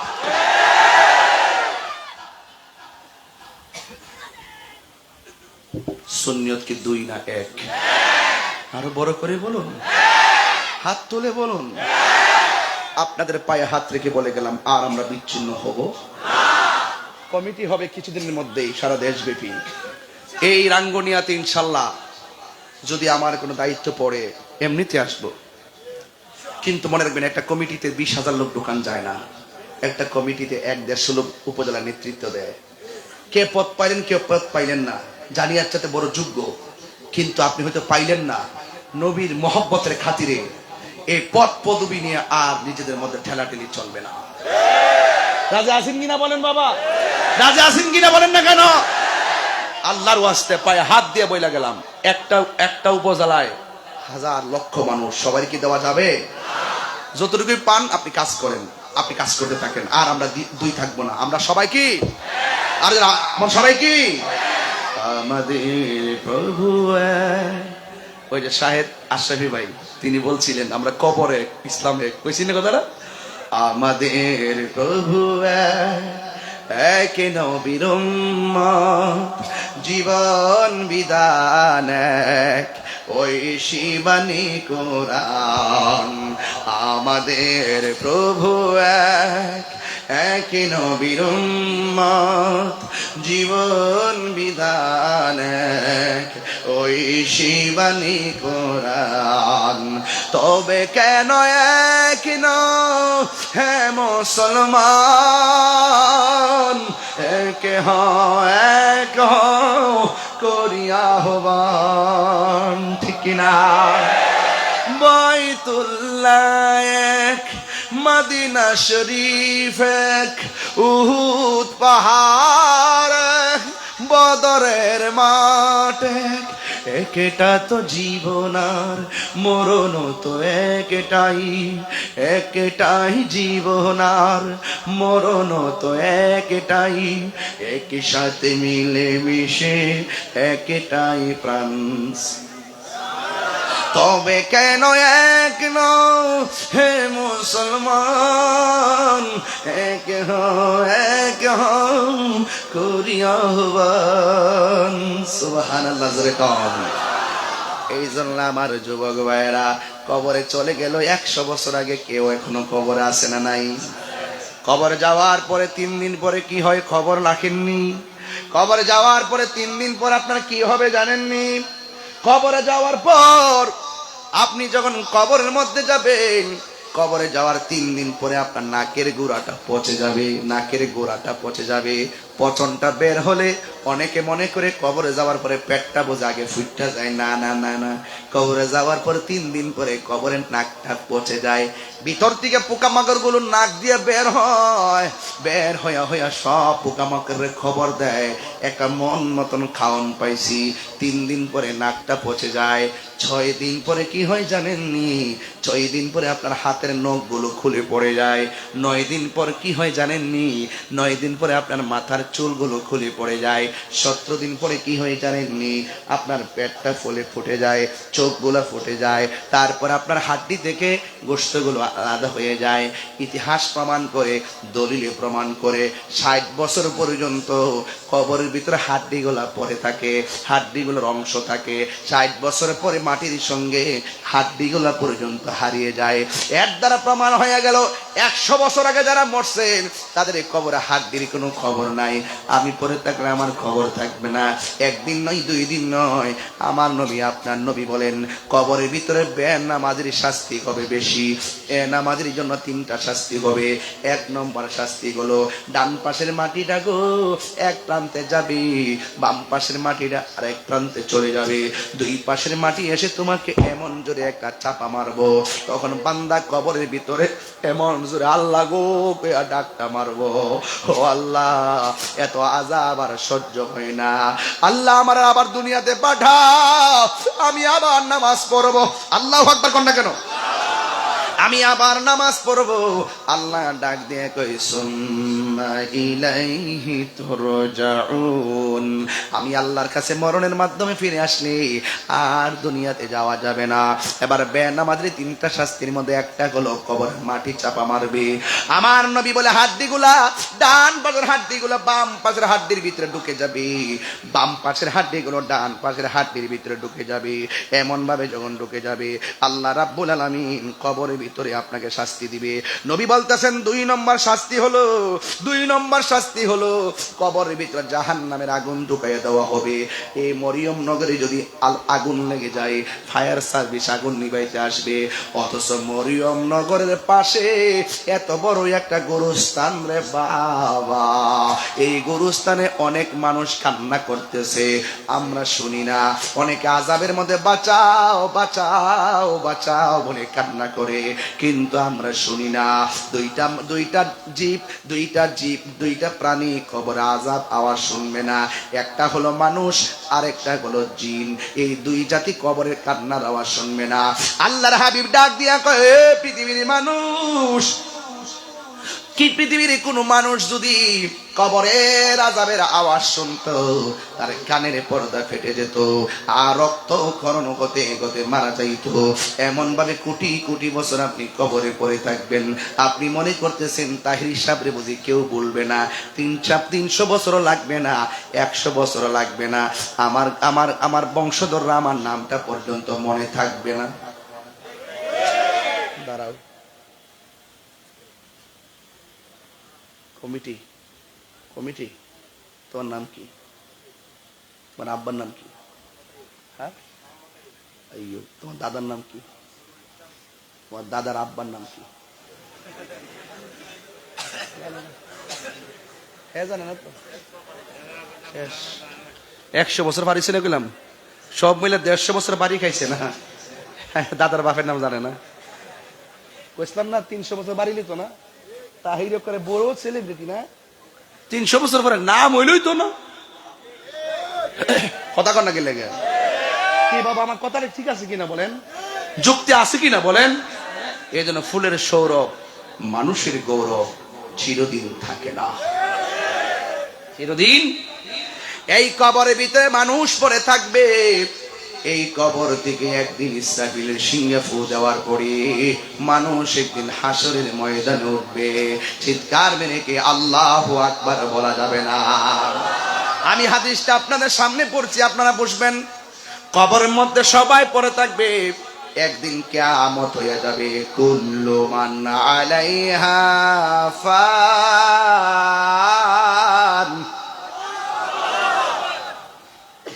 তুমি কি কষ্ট পাইছো? মানে রাগ করছো? সত্যি করে গো, সত্যি একটু ভয় পাইছে না? একটু ডরাইছে ডরাইছে, এখনো কাঁপতেছে, কপালটা গাইমা গেছে, দেখেন না কি অবস্থা। আরে কি পোলাপান, অ্যামাজিং ফিগার অ্যান্ড ফাইটার। ওরা এখনই যদি এইভাবে কেঁপে ওঠে, এগুলা দিয়ে যুদ্ধ করা যাবে না তো বাবা, লাভ দিয়ে দাঁড়িয়ে যেতে হবে, বুঝতে পেরেছ? এখন কিছু সাহস হয়েছে। আমার মনে হয় আপনাদেরকে একটু বেশি কথা বলতেছি না? বলুন তো দেখি, কবর থেকে মানুষ কি কাফনের কাপড়ে পরে উঠবে নাকি উলঙ্গ? আরো বড় করে বলে না কেন? এখন কিন্তু একটা সিরিয়াস ওয়ার্ড, আর একটা পর্ব শুরু হবে, এটা অনেক ভয়াবহ। এটা কি অনেক ভয়াবহ এবং করুণ। ওই ওয়াজের ভিতরে আমি পর্দাটা ঢুকাবো ইনশাল্লাহ। কোন গিয়ে লেগে আরো একটু লম্বা হলে, ওয়াজ একটু বাড়লে অসুবিধা হবে আপনাদের, আর 10 মিনিট বাড়লে অসুবিধা হবে। আমি চাচ্ছিলাম যে একটাই শেষ করব, কিন্তু পারবো না, কারণ আপনাদের প্রেম দেখা আমার ওয়াজ ছাড়ার খেয়াল হচ্ছে না। আর সব বলিব ভুলতে পারি না, ভুলিনি ভুলিনি ভুলতে পারি না, সবই ভুলিব না, সব ভুলিব। ভুলতে পারি না। বাবা বলেন, একটু পরে বলবো গজলগুলো। কবর থেকে উঠবে কি কাপড় পরে নাকি কাপড় ছাড়া? একটু আসেন দেখি দলিলে কি আছে। ইউহশারুন নাসু, ইউহশারুন নাসু, মানুষ একত্রিত হবে। ইয়াউমাল কিয়ামা, কিয়ামতের দিন। আলা আরদিন, একটা জমিনে। বাইদা আফরা, সেই মাঠটা হবে সাদা রঙের পোড়া মাটির মাঠ। সুবহানাল্লাহ কোনা গেলে, সেই মাঠটা কি হবে? সাদা রঙের পোড়া মাটির মাঠ। এরপরে বলছে কাকুর সাতিন নাকি, এবং যেই মাঠের মধ্যে কোনো গাছ থাকবে না। এরপরে বলা হচ্ছে লাইসা ফিহা আলামুন লি আহাদিন, এই অবস্থাটা শুধুমাত্র একজনের জন্য নয়, হোক সে এমপি, হোক সে মন্ত্রী, হোক যে কোনো কিছু হোক না কেন, আপনার সবার জন্য মাঠটা লেভেল হবে, কাহার জন্য আলাদা হবে না। বলুন, মাঠটার মাটি হবে কোন রঙের? সাদা।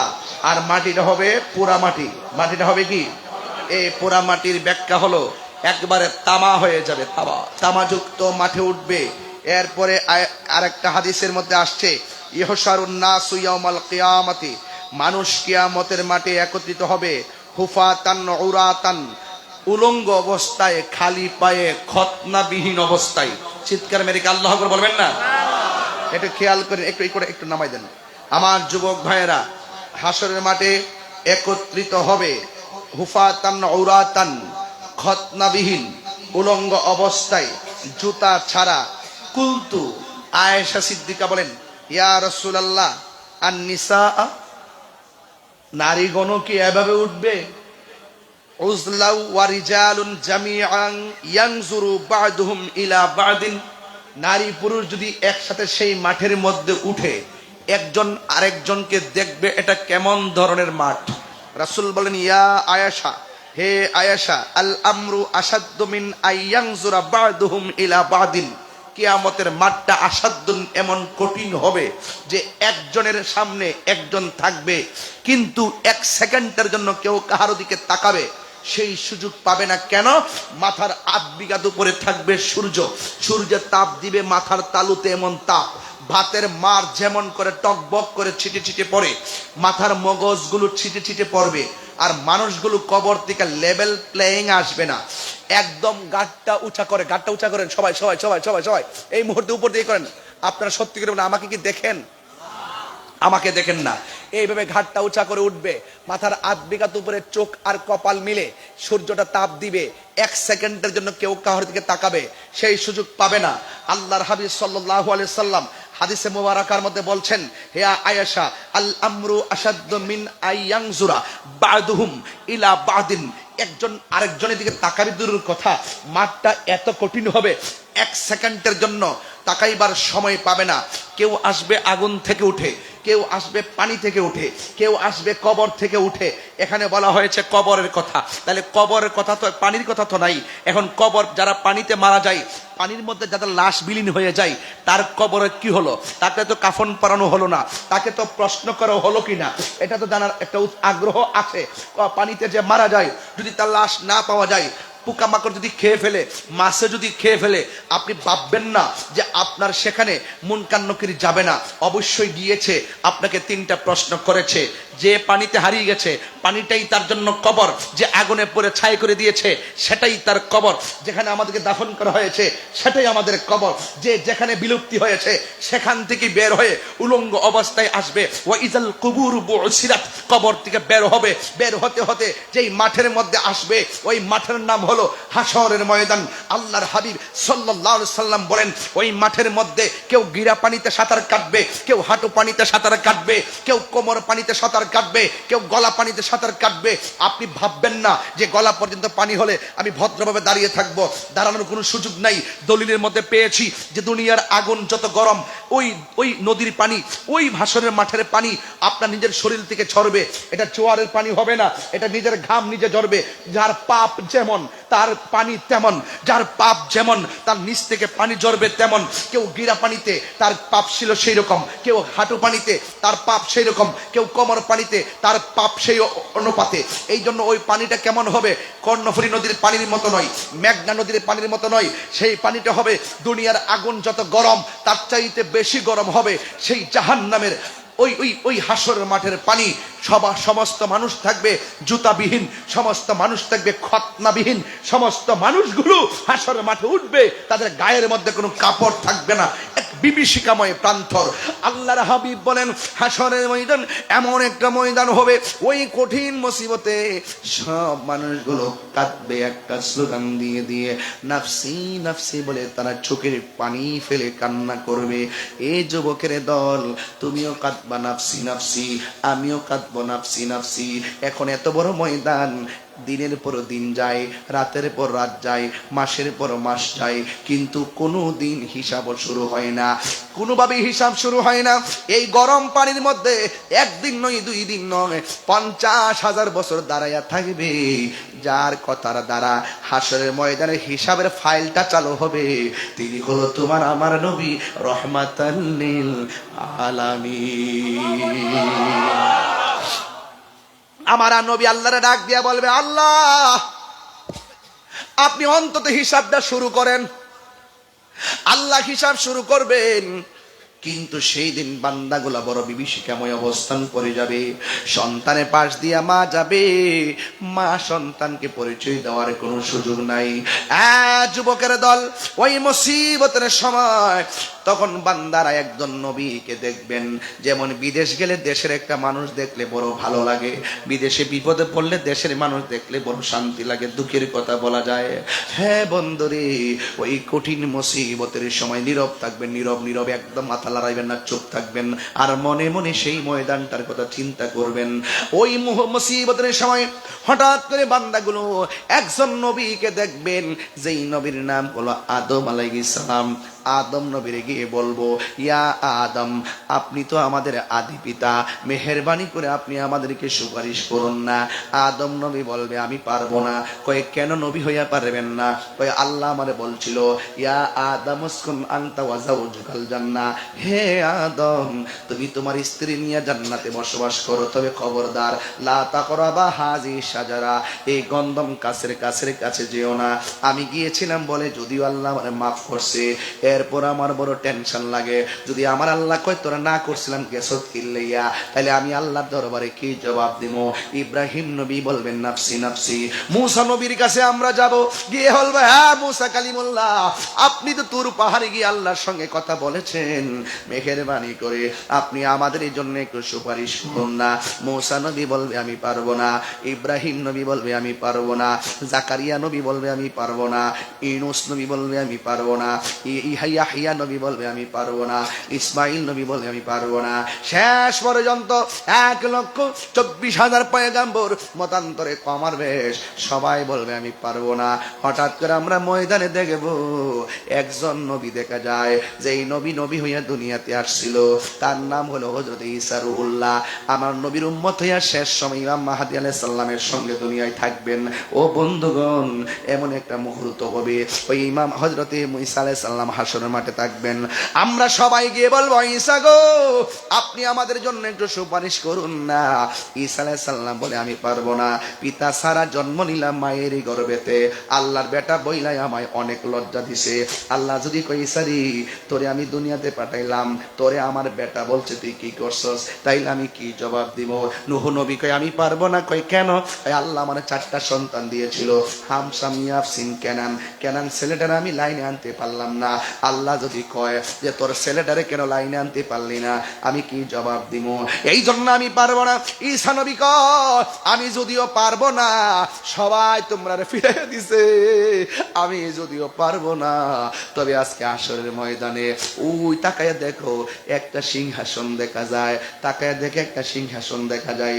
সুন্নাত মান কাদ আরসালনা ক্বাবলাকা মির রাসূলিনা ওয়ালা তাজিদু লিসুন্নাতিনা তাহবিলা। আকিমিস সালাতা লিদুলুকি শামসি ইলা গাসাকিল লাইলি ওয়া কুরআনাল ফাজর ইন্না কুরআনাল ফাজরি কানা মাশহুদা ওয়া মিনাল লাইলি ফাতাহাজ্জাত বিহি নাফিলাতাল লাকা আসা আইয়াবাসাকা রাব্বুকা মাকামান মাহমুদা। আল্লাহু আকবার, আল্লাহু আকবার। আযানের দোয়ার মধ্যে পড়ি اللهم رب هذه الدعوة التامة والصلاة القائمة آت محمد الوسيلة والفضيلة والدرجة الرفيعة وبعثه مقاما محمودا। এই মাকাম মাহমুদের কথা আজানের দোয়ার মধ্যে আছে। হযরত ঈসা নবী কয় উম্মত, ও নবীর উম্মত, আমি যদিও পারবো না, ওই যে সিংহাসনটা দেখা যায়, ওই সিংহাসনের কাছে তোমরা চলে যাও। সবাই একটা দৌড় মাইরা সিংহাসনের কাছে যাবে। ওই সিংহাসনে গোড়ায় গিয়ে দেখবে আশ্চর্য আলামত ঘটতেছে। কি আশ্চর্য আলামত? সব নবীগণ নাফসি নাফসি বলে হাসরের মাঠে কান্দে, আর ওই সিংহাসনের গোড়ায় যায়া দেখবেন কেন তাহিরি নবী নবী করে, কেন আজকে রাঙ্গুনিয়ার মানুষ নবী নবী করে। আমার নবী, আপনার নবী ওই সেজদায় পড়ে পড়ে উম্মতি উম্মতি বলে কাঁদতেছেন। সব নবীগণ, সব নবীর আমরা সবাই যাইয়া আমার নবীরে ধরবো, ইয়া রাসূলুল্লাহ, ইয়া হাবিবাল্লাহ, নবী গো, ও মায়ার নবী, সব নবীর কাছে গেছি, কেউ আমরা রে কিনারে বিদাইছে না গো। আপনার উম্মত আপনার কদম মুবারকে হাজির, মেহেরবানি করে আপনি আমাদের জন্য সুপারিশ করুন না। কিন্তু আমার নবী সেজদা মুবারক থেকে মাথা মুবারক তুলবেন না। ও নবী গো, উম্মতের জন্য এত কান্দেন, আর আজকে বিপদে পড়ে উম্মত আপনার কদমে হাজিরা দিছি, আপনি কেন মাথা মুবারক তুলেন না? না তোলার পিছনে একটা রহস্য আছে, কারণ আল্লাহ সেদিন কাহার হয়ে বসবেন। আল্লাহ কাহার হবেন, কাহার। আল্লাহর সামনে কথা বলবে কেউ সাহস নাই। কিন্তু আমার নবীজি কয় আমার উম্মত আসছে, আমি সেজদা দিয়ে তো মাথা তুলতাম না যতক্ষণ না পর্যন্ত আমাকে আল্লাহ ডাক না দিবে। বুখারী শরীফটা কইলা দেখেন লেখা আছে, হাসরের ময়দানে আমার নবী যখন সেজদার মধ্যে পড়ে থাকবেন, নবীর উম্মত চতুর্পাশে দাঁড়ায় থাকবে। যখন নবী মাথা মোবারকই তুলবেন না, তখন আল্লাহ রহমতের দরিয়ায় জোশ মেরে উঠবে, আল্লাহ কাহার থেকে রহমান হয়ে যাবে। আল্লাহ বলে ইয়া মুহাম্মদ ইরফা রাসাকা, ও বন্ধু গো, বন্ধু গো, বন্ধু, আমি আল্লাহ জানি কার নেকি কত, আমি আল্লাহ জানি কার বদি কত, আমি আল্লাহ জানি কে জান্নাতি, জানে কি জানে না। আল্লাহ বলে বন্ধু গো আমি জানি কে জান্নাতি, আমি জানি কে জাহান্নামী, আমি জানি কে নেকি, আমি জানি কে বদি। এরপর আমি আল্লাহ মিজান টানাইছি। আমি আল্লাহ ডাক দিছি বন্ধু গো আপনার মাথা মোবারক তুলুন, আপনি আমার জন্য আমার কাছে সুপারিশ করুন, আমি আল্লাহ আপনার সুপারিশ গ্রহণ করব। বন্ধু রে আল্লাহকে বন্ধু আমি আল্লাহ জানি কে জান্নাতি জাহান্নামী, তারপরও টানাইছি মিজান, প্রমাণ করব আপনি নবীজি সম্মান। নবী সুপারিশ করার ক্ষমতা আছে না নাই? একটা দুঃখের কথা কইতাম রে বাজান, একজন হুজুর যার নাম আব্দুর রাজ্জাক বিন ইউসুফ আহলে হাদিসের বড় হুজুর, সে সেই দিন ওয়াজের মধ্যে বলতেছে আমার নবী সুপারিশ করব দূরের কথা, আমার নবী নাকি হাসরের ময়দানে নিজের জান লইয়াই টেনশনে থাকবো।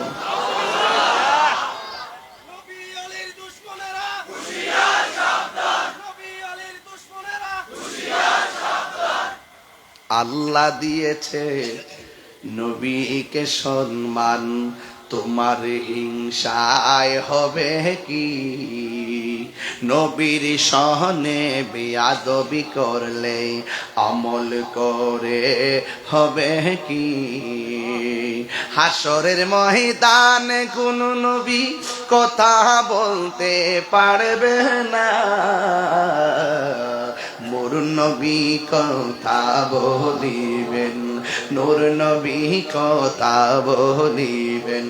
বুখারী শরীফে কইলা দেখো না আল্লাহ দিয়েছে নবীকে সম্মান। সুবহানাল্লাহ কোন কি লেখা? আমার নবী মাথা মুবারকটা তুইলা কইবা আল্লাহ গো আল্লাহ, সুবহানাল্লাহ আমার উম্মতের ভিতরে ঈমান আছে, আমলের ত্রুটির কারণে নামাজ না পড়ার কারণে দুজকি হইয়া গেছে, আল্লাহ কি করব? আমি তাদের এই জন্য সুপারিশ করি। আল্লাহ কয় নিয়ে যান। নামাজ পড়ছে, পড়ার মতো পড়ে নাই, কিন্তু ঈমানটা তাজা। আবার আল্লাহ বলবেন নিয়ে যান। আরো বড় করে গুন সুবহানাল্লাহ। নবী বলেন শাফাআতি লি আহলিল কাবাইর মিন উম্মতি, আমার উম্মত যদি বড় বড় গুনাহ কইরা লায়, ঈমানটা যদি তাজা থাকে, আমি নবী সুপারিশ কইরা তার জান্নাতে নিয়ে যাব। এই নবীর সুপারিশ আমরা চাই কি চাই না? নবীর সুপারিশ করার ক্ষমতা আছে না নাই? নবীজিকে সেই ক্ষমতা দিয়েছেন কে?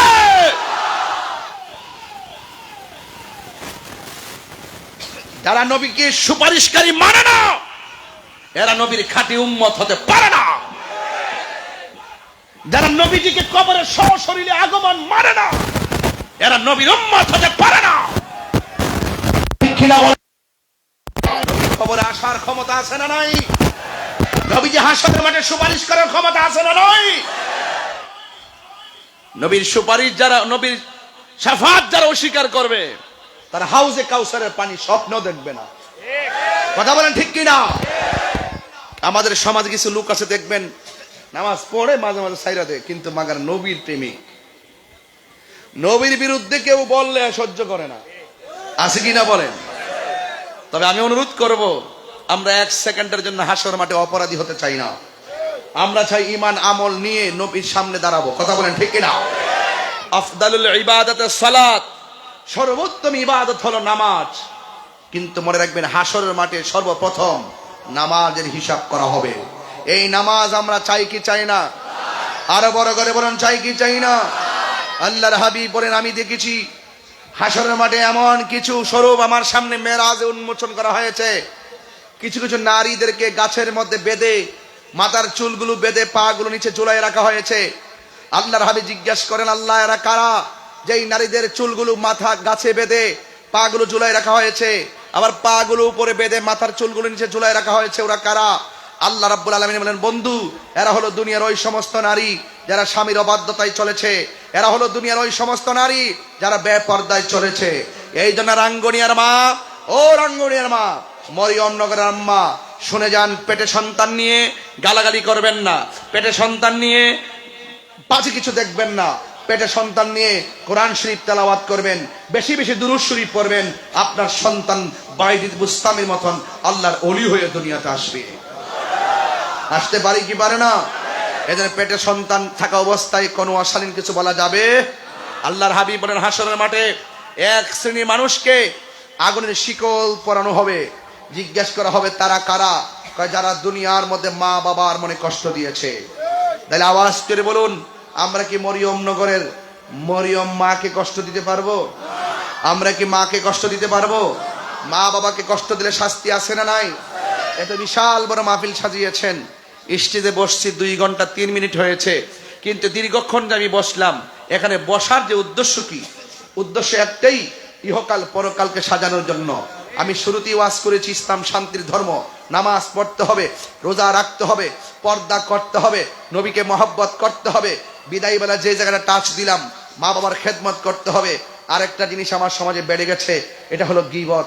রাসূল বলেন, হাসরের মাঠে এক শ্রেণীর বান্দাদের নখগুলো পিতলের নখ বানানো হবে, এই পিতলের নখ দিয়ে তাদের নিজের চেহারা চামড়া নিজেরাই তুলবে। রাসূল জিজ্ঞাসা করেন, আল্লাহ ওরা কারা? তারা হলো দুনিয়ার ওই সমস্ত লোক যারা গীবত করত। আজকে যেখানে মুনাফিকদের কারণে সমাজে সবচাইতে বড় ভেজাল সৃষ্টি হচ্ছে, কথা বলেন ঠিক কিনা? এই মুনাফিকি কি চলবে না বন্ধ হবে? আমার যুবক ভাইয়ের আখিরি কালাম হলো, আমরা যারা মা হারিয়েছি, মায়ের জন্য আজকে দোয়া করব। যাদের বাবা হারিয়েছি, বাবার কবরের পাড়ে দাঁড়িয়ে বাবার জন্য দোয়া করব। রাজি আছি না নাই? কারা কারা রাজি আছেন হাত তুলে দেখান। রাজি আছেন সবাই ইনশাআল্লাহ? আল্লাহ যেন কবুল করে, বলুন আমিন। এখন একটা লাস্টের একটা কথা বলবো, আপনারা আওয়াজ করে বলুন, আমরা কি নেশা করব? আমাদের দেশে নেশা আছে না নাই? ইয়াবা আছে না নাই? যারা আখিরাতে চিন্তা করে, যারা কবরে চিন্তা করে, তারা কি নেশা করতে পারে? তারা কি হারাম খাইতে পারে? এখন বলবেন চলবে, বন্ধ, নেশা বন্ধ, নেশা। আপনার তো ঠুট লড়ে নাই, কেন আসছেন বলেন, আবার হাসতেছেন? বন্ধ বলেন আপনি, এগুলো কি বন্ধ কন? নেশা, ইয়াবা, ফ্যান্সি, গাঞ্জা, সুদ, ঘুষ, চুরি, ডাকাতি, মিথ্যা কথা, চুগলখড়ি, গীবত। এই আপনি এই মুহূর্তে উঠলেন কে লেগে? না, এটা তো লক্ষণটা পালা না। না, আপনি এখন উঠলেন কে লেগে? এখন নেশার ওয়াজ চলতেছে না? এখন বলবেন চলবে, কি বলবেন? চলবে। নামাজ, জোরে বলে নামাজ, রোজা, হজ, যাকাত, ইবাদত, মহব্বত, সোহবত, খেদমত, মিলাদ, কিয়াম, মাজার জিয়ারত, মাজার জিয়ারত, মাজার জিয়ারত, মিলাদ, কিয়াম, দরুদ, সালাম, ভালো কথা, ন্যায্য কথা, খেদমত। আল্লাহ কবুল করুক। ইয়া নবী সালাম